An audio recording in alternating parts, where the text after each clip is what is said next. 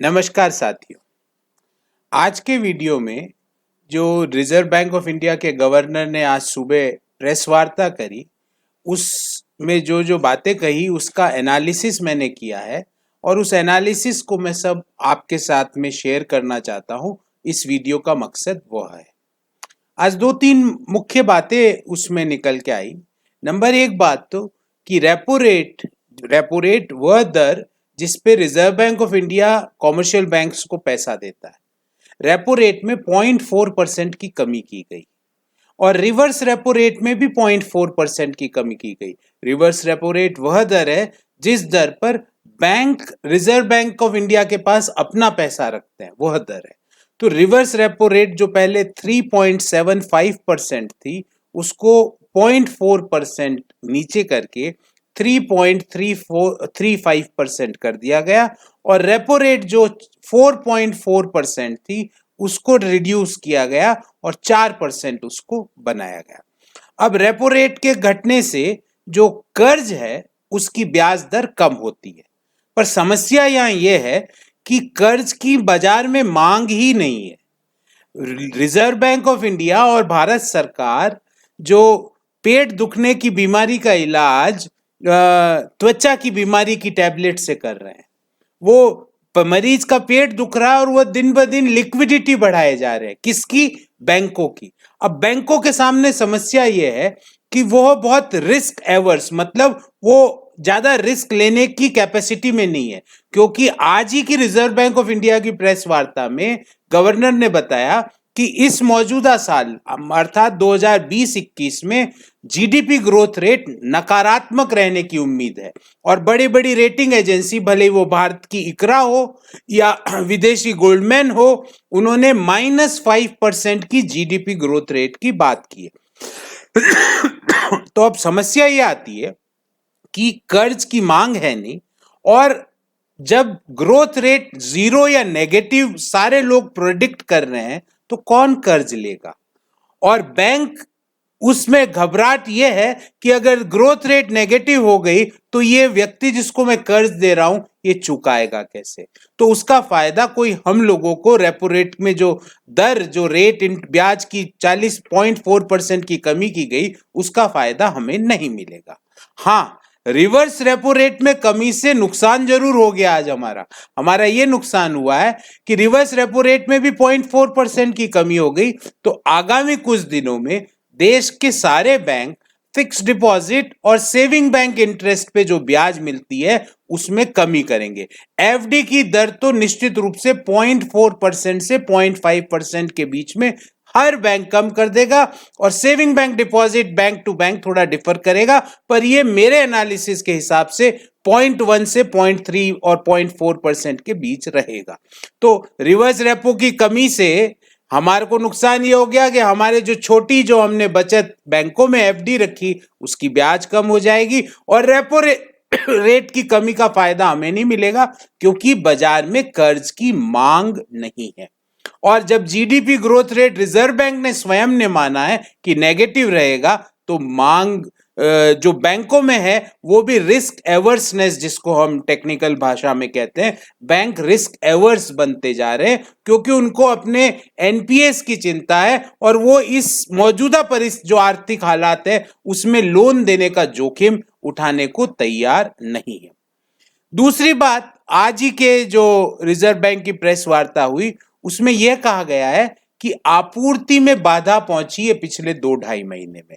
और आपूर्ति में बाधा मींस सप्लाई चेन्स डिस्टर्ब हुई है। उस कारण से फूड इन्फ्लेशन, जो खाद्यान्न की महंगाई है, वो 8.6% पर रहने की उम्मीद है Q1 और Q2 में।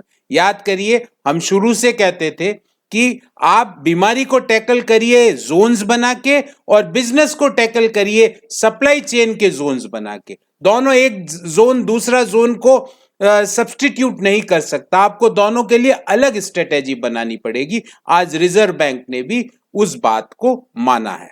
हाँ, एक बात का जरूर फायदा हुआ है कि जो ये रेपो रेट में 0.4% की कमी की गई है इससे राज्य सरकारों को और केंद्र सरकार को सस्ती दर पर कर्ज मिलेगा। और अगर अब भी सरकार से मेरा निवेदन है कि अब भी आप उस सस्ती दर पे कर्ज लेके लोगों के हाथ में पैसा पहुंचाए। और अंतिम तीसरी बात यह कहना चाहता हूं, पैसा पहुंचाए क्यों? क्योंकि आज जो हमारी कैपेसिटीज है वो लगभग 68% के आसपास है, अर्थात 32 से 33% कैपेसिटी जो है हमारी मैन्युफैक्चरिंग में हो या सर्विस में हो वो अनयूटिलाइज्ड है। अब अनयूटिलाइज्ड कैपेसिटी जब तक आप उसको बढ़ाओगे नहीं तो ये मैन्युफैक्चरिंग और सर्विस सेक्टर रोटेट करना चालू नहीं होगी। तो उसको कैपेसिटीज को बढ़ाने के लिए आपको मांग का, डिमांड का सृजन करना पड़ेगा। और डिमांड के सृजन के लिए बार बार, इसको पॉलिटिकल बात मत समझिए, डिमांड के सृजन के लिए आपको हर व्यक्ति के हाथ में लिक्विडिटी पहुंचानी पड़ेगी, भले ही वो पीएम किसान खाते के माध्यम से हो, जनधन खातों के माध्यम से हो, पेंशनर्स खाते के माध्यम से हो, एमएसएमईज को डायरेक्ट कैश सपोर्ट देने के माध्यम से हो, मध्यम आय वर्गीय लोगों के डायरेक्ट जो बैंक अकाउंट में पैसा ट्रांसफर करके आपको यहां पर लोगों के हाथ में, मेरा ऐसा अनुमान है 4 से 5 लाख करोड़ रुपया लोगों के खातों में डालिए तो ये जो अनयूटिलाइज्ड कैपेसिटी है ये यूज करना लोग चालू करेंगे। और जब ये यूज करना चालू होगी तो मांग बढ़ेगी, रोजगार बढ़ेगा, खपत बढ़ेगी और मैन्युफैक्चरिंग और सर्विस इंडस्ट्री का पहिया चलने लगेगा। अंतिम बात, आज की रिजर्व बैंक की प्रेस कॉन्फ्रेंस में एक अच्छी पॉजिटिव बात यह रही कि एक बार फिर विपदा के समय अगर अर्थव्यवस्था को कोई बचाने आया है तो वो हमारे अन्नदाता है। रिजर्व बैंक ने अच्छे मॉनसून का प्रेडिक्शन किया आईएमडी का डाटा देके, और जो रबी का आउटपुट जो आया है वो भी अच्छा, और जो खरीफ की जो बुआई हुई है उसमें भी 40% से ज्यादा की बढ़ोतरी की बात रिजर्व बैंक ने कही है।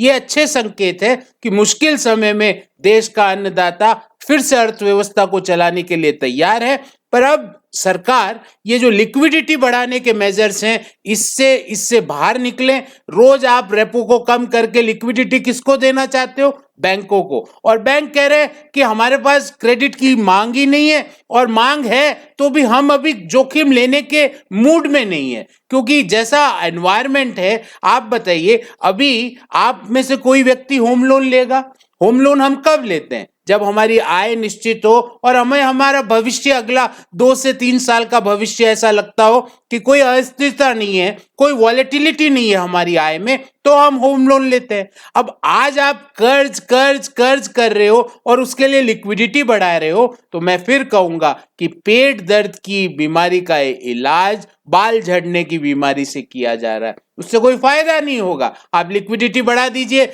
ना तो बैंक लोन देने को तैयार है, ना बोरोवर अभी इस आर्थिक हालात में लेने को तैयार है। हाँ, इस घटने से हमारे हाथ में जो ब्याज आता था, हम मध्यम आय वर्गीय लोगों के हाथ में, पेंशनर्स के हाथ में एफडी के रूप में, वो ब्याज की रकम जरूर आज 0.4% जो आपने घटाई है, उससे ब्याज की दरें आगामी कुछ दिनों में सारी दरें कम हो जाएगी। और लास्ट बट नॉट लीस्ट, मैं बार बार कहूंगा सरकार को कि कहीं ऐसा ना हो कि हम सब लोगों को आत्मनिर्भर बनाने के चक्कर में हमारे बैंक, जो कि बहुत आज मुश्किल समय में है, आज एक मुश्किलात का सामना रिजर्व बैंक की एक घोषणा से बैंकों को करना पड़ेगा। पहले ईएमआईज को मॉरेटोरियम दिया था 3 महीने तक, अर्थात 31 मई तक आप मॉरेटोरियम है, मतलब आपको ब्याज देने की जरूरत नहीं है, वो ब्याज विद प्रिंसिपल आगे ले लिया जाएगा।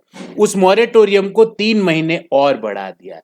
तो छोटे बैंक है, जो एनबीएफसीज है, जो हाउसिंग फाइनेंस इंस्टीट्यूशंस है, उस पे गहरा संकट आ सकता है। तो मैं जो बात कह रहा था कि आत्मनिर्भर कर्ज की खुराक देने के चक्कर में कहीं ऐसा ना हो हमारे बैंक, ऑलरेडी 3-4 बैंक तो आपने पिछले 6 साल में देखा होगा, भले ही वो पीएमसी हो या यस बैंक हो, वो परमात्मा के पास चले गए, और कई बैंक ना चले जाए परमात्मा के पास। सो आत्मनिर्भर के चक्कर में बैंकों को परमात्मा पे निर्भर मत बनाइए, और ये लिक्विडिटी की खुराक से इस मंदी को हम नहीं झेल सकते, बड़ी मंदी है।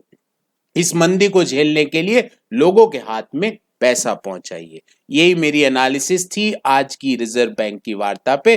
अगर आपके इस संदर्भ में कोई सवाल हो तो आप जरूर लिखिएगा, मैं कोशिश करूंगा कि आप सभी लोगों के सवालों का सिलसिलेवार उत्तर दूं। बहुत बहुत धन्यवाद। अपना ध्यान रखिए, स्वस्थ रहिए और खुश रहिए।